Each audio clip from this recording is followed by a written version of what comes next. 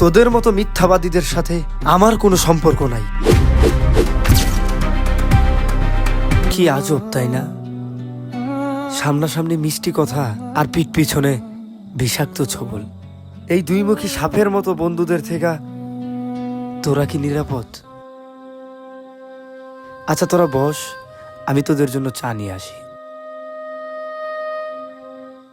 মামা 5টা চা দিয়েন তো। শুনছো স্যার ডায়লগ?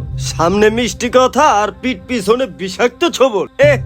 নিজে সাধু মনে করে কি নাটকটাই না মানুষকে দেখানোর জন্য করে। ওই চা খাওয়াবার আমি চা খামু, আর এতই টাকার গরম, তোরা থাক আমি যাই।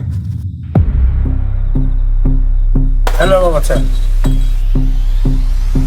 দোস্ত তোরা থাক আমি যাই, আমার একটা ইমার্জেন্সি কল আইছে, আমার যাইতে হইব। সবাই তো কর্মজীবী লোক, আর এই কর্মের ফাঁক দিয়ে নিজেদের সাথে আড্ডা দিতে হইব। আর 5টা চা অর্ডার দিছি, তুই না যুক্তিবাদী লোক, চাটা কি নষ্ট করবি? চাটা খায়া যা।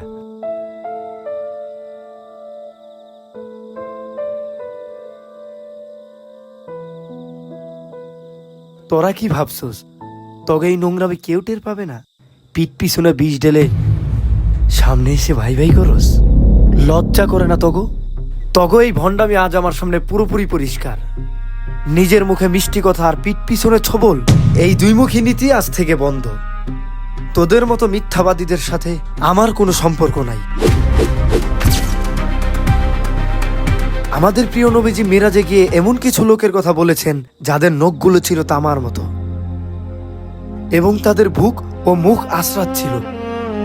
তাদের পরিচয় জিজ্ঞেস করা হলে বলা হয়েছিল এরা হলো দুনিয়াতে মানুষের গীবতকারী। আজকে তোকে মুখোশ আমার সামনে ছিঁড়ে গেল। এই ভণ্ডামি বন্ধ কর, নইলে আখেরাতে তোদের জন্য অপেক্ষা করছে কঠিন শাস্তি।